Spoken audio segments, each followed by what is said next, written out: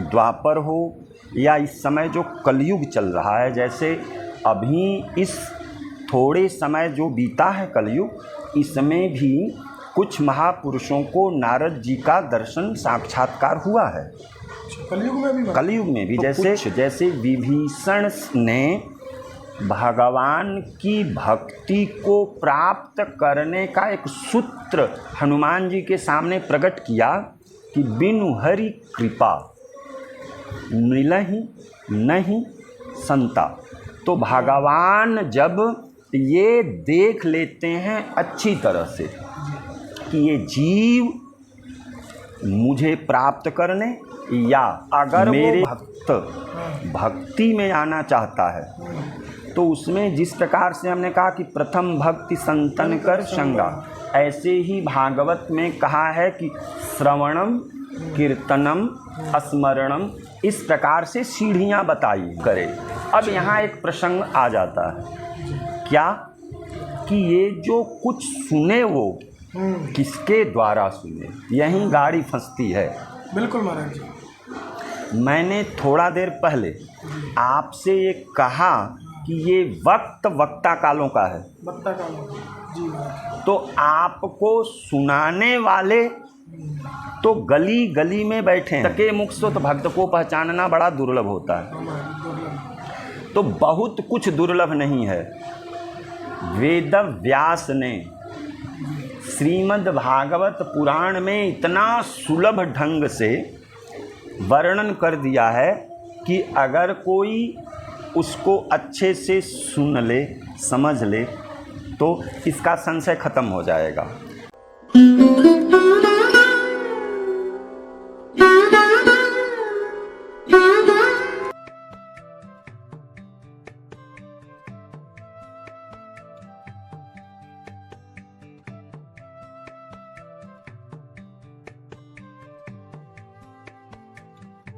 राधे राधे। आप सभी भक्तों को प्रेम भरी राधे राधे। एक बार फिर आपको संत यात्रा में ही दिव्य संतों के दर्शन ब्रज धाम के आपको करा रहे हैं। और आज का सत्संग बहुत ही दिव्य होने वाला है। बहुत ही निर्मल संत हैं और बहुत ही दिव्य वाणी है उन संत की। आप इस सत्संग को बड़े गौर से सुनना एंड तक, और ये मेरा विश्वास है कि तरफ जरूर ही अवश्य ही अग्रसर होगा, ऐसा हमारा विश्वास है। बहुत ही अद्भुत संत हैं, आइए मेरे साथ।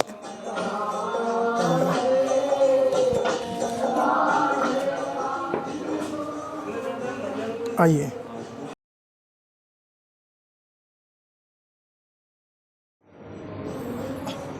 तो महाराज जी के चरणों में हम पहुंच गए हैं, राधा रानी की असीम अनुकंपा से।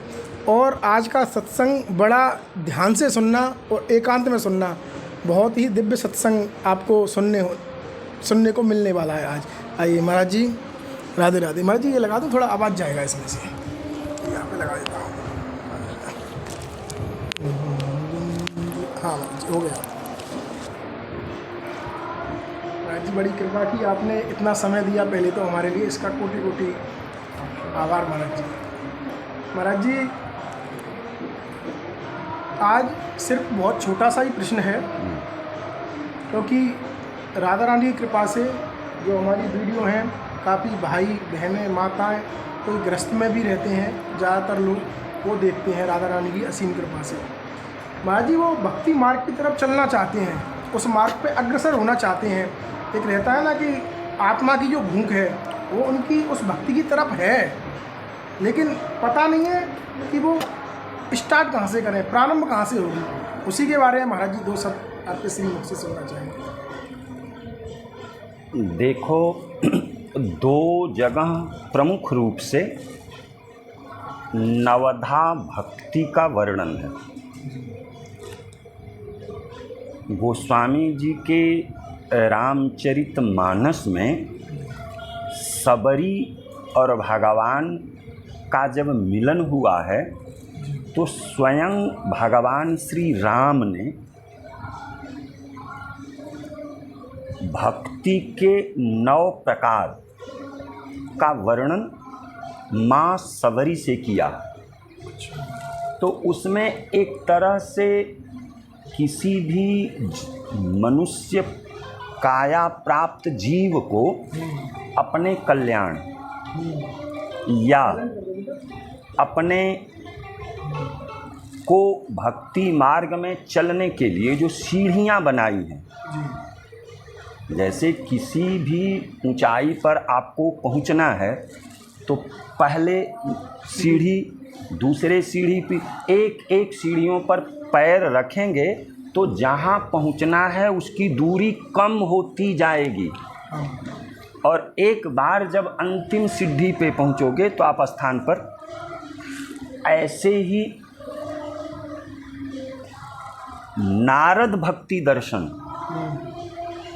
भगवान के बड़े ही प्रमुख भक्तों में और सब युगों में, सतयुग हो, त्रेता हो, द्वापर हो या इस समय जो कलयुग चल रहा है, जैसे अभी इस थोड़े समय जो बीता है कलयुग, इसमें भी कुछ महापुरुषों को नारद जी का दर्शन साक्षात्कार हुआ है। कलयुग में भी जैसे कुछ ही दिन पहले हनुमान प्रसाद पोद्दार को। जी बिल्कुल महाराज। तो ऐसे ही कुछ ऐसे महापुरुष हुए हैं।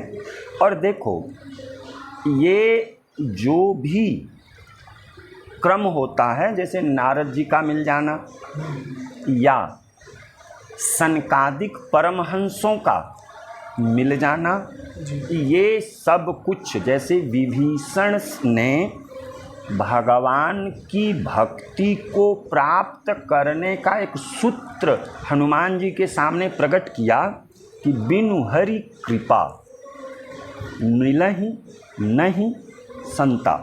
तो भगवान जब ये देख लेते हैं अच्छी तरह से कि ये जीव मुझे प्राप्त करने या मेरे लोक में आने का अधिकारी बन चुका है या उसके प्रति इसके अंदर भूख पैदा हो गई है, तो भगवान ही प्रेरणा दे करके नारद जी को, सनकादिक परमहंसों को, अन्यथा जैसे स्वयं को सबरी के यहाँ जो उन्होंने नवधा भक्ति का उपदेश दिया, स्वयं दिया, प्रहलाद जी के माध्यम, अनेक महापुरुषों के माध्यम से भगवान मार्ग को सुलभ कर देते हैं। अगर वो भक्त भक्ति में आना चाहता है तो उसमें जिस प्रकार से हमने कहा कि प्रथम भक्ति संतन कर संगा, ऐसे ही भागवत में कहा है कि श्रवणम कीर्तनम स्मरणम, इस प्रकार से सीढ़ियाँ बताई हैं। तो पहले भगवान के विषय में, उनकी लीला, उनके गुण, उनके धाम, उनके जन की जो चर्चाएं हैं उसको श्रवण करें। अब यहाँ एक प्रसंग आ जाता है, क्या कि ये जो कुछ सुने वो किसके द्वारा सुने, यहीं गाड़ी फंसती है। बिल्कुल महाराज जी। मैंने थोड़ा देर पहले आपसे ये कहा कि ये वक्त वक्ता कालों का है, वक्ता कालों जी महाराज। तो आपको सुनाने वाले तो गली गली में बैठे हैं। ब्रज के 84 कोस में, वृंदावन में, बरसाना धाम में, गोवर्धन में, राधा कुंड में, जहाँ भी आप जाएंगे तो वक्ताओं की भीड़ है। तो क्या इन वक्ताओं के मुख से ये जो श्रवण, कीर्तन, स्मरण या भगवान की भक्ति को प्राप्त करने का जो नवधा भक्ति का वर्णन है, उसे हो सकता है? बिल्कुल नहीं होगा। जिस तरह से गांव में, शहर में दो तरह के डॉक्टर होते हैं, एक तो झोला छाप, जिनको थोड़ा सा ज्ञान होता है कि ये लाल रंग की दवा बुखार की है और ये पीले रंग की दवा सिर दर्द की है, लेकिन उसके रिएक्शन के विषय में उनको कोई भी पता नहीं है। नहीं होता। ऐसे ही भगवान के क्षेत्र में एक वक्ता है और एक भगवान का भक्त है। तो भक्त के मुख से, अब भक्त के मुख से तो भक्त को पहचानना बड़ा दुर्लभ होता है, तो बहुत कुछ दुर्लभ नहीं है।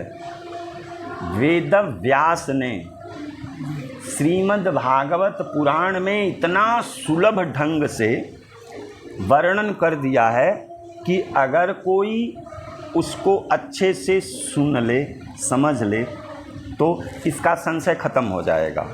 पहला क्या है? भगवत चरित्र, भगवत गुणगान केवल साधन युक्त महात्मा से ही श्रवण करें। सबसे बड़ी मुख्य चाबी ये है, अगर कोई त्याग की कथा, वैराग्य का चरित्र आपको सुना रहा है और स्वयं न वो त्यागी है और न वो वैरागी है, तो इसका असर आप पर कभी भी एक जन्म नहीं 7 जन्म में नहीं होने वाला है। सत्य है भाई। वेद में कहा गया है कि गुरु बनाने के पूर्व, क्या बनाने के पूर्व? गुरु बनाने के पूर्व आप ध्यान रखो कि श्रोत्रिय और ब्रह्मनिष्ठ 2 शब्द आता है वेदों में, भागवत में भी है। अभी हमने आपको जड़ भरत की जो चरित्र बताया, इन्हीं भरत के 9 भाई 9 योगीश्वर कहे जाते हैं। इन 9 योगीश्वरों का राजा निमि के यज्ञ में आकाश मार्ग से प्राकट्य हुआ। उनके साधन का, उनकी जिज्ञासा का फल प्राप्त हो, इसलिए वे 9 योगी उनकी यज्ञशाला में प्रकट हुए। तो उसमें 9 योगियों ने एक एक योगी अलग अलग राजा निमि के प्रश्नों का उत्तर उन्हें समझाए हैं। इस और समझाने से पूर्व उन योगियों ने ये शब्द कहा है कि आप इसको सुनने के अधिकारी हैं, अनाधिकारी को नहीं। देखिए, हाँ, सारे पुराणों में, सारे शास्त्रों में व्यास जी ने या फिर भगवान शिव ने पार्वती से भी ये संवाद जहाँ जहाँ सुनाया है, वो ये कहा है, यह न कही सठही हठशीलहि। ये उन लोगों के सामने भगवत चर्चा बिल्कुल नहीं करना चाहिए जो इस रस के रसिक नहीं, अधिकारी नहीं।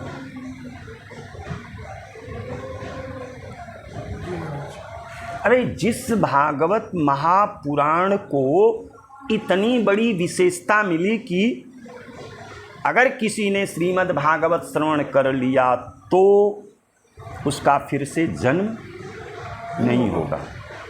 84 लाख प्रकार के किसी भी शरीर को फिर से वो प्राप्त नहीं कर सकता अगर एक बार। तो ये जो रोज कथाएं हो रही हैं, रोज सुनाया जा रहा है, ये क्या?